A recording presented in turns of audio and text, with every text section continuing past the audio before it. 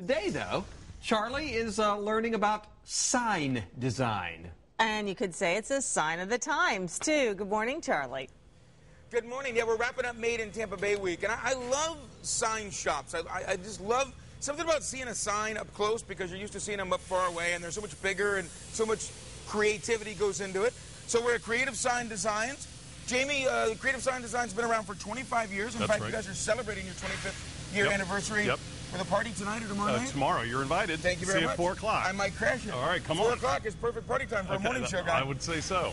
You also were just received an award 3 weeks ago. Yeah, we were just named Small Business of the Year by the Tampa Chamber, so it's terrific. Yes, thanks very much. So, and we see some very recognizable signs as we look around the workshop area here. What all do you do at Creative Sign Designs? Well, I think going back to your Made in Tampa Bay, we make just about any kind of signage you can imagine. So what you're seeing here are DOT type signs. This is where we're redoing all the signage for 295 in Jacksonville.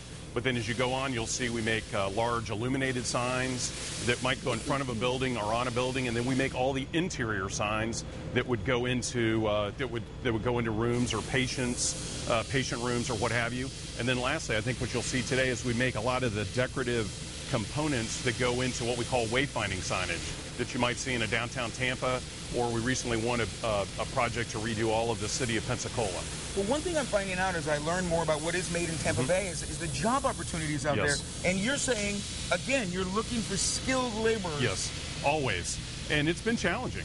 You would think that once you just kind of put your shingle out, that you would have applicants lining up, and it's been harder for us to find qualified candidates. What kind of skills? We're looking for people with experience in fabrication, so people that know how to operate machinery, and that's probably our most critical piece. And we want to continue to add to our team because, quite frankly, if you can't add people, you're just going to restrict your long-term growth. I tell you what, from what I've learned this week, I think I need to open a trade school. Yeah, you know what? Honestly, it's probably not a bad idea. You can make some money operating a trade school these days. All right, Jamie, thank you very much. Nice to see you. Just scratching the surface. Wait till you see what all they do here. We'll show you how they do it when our Made in Tampa Bay week continues, when Good Day Tampa Bay continues. Stick around, everybody. It's going to be a good day.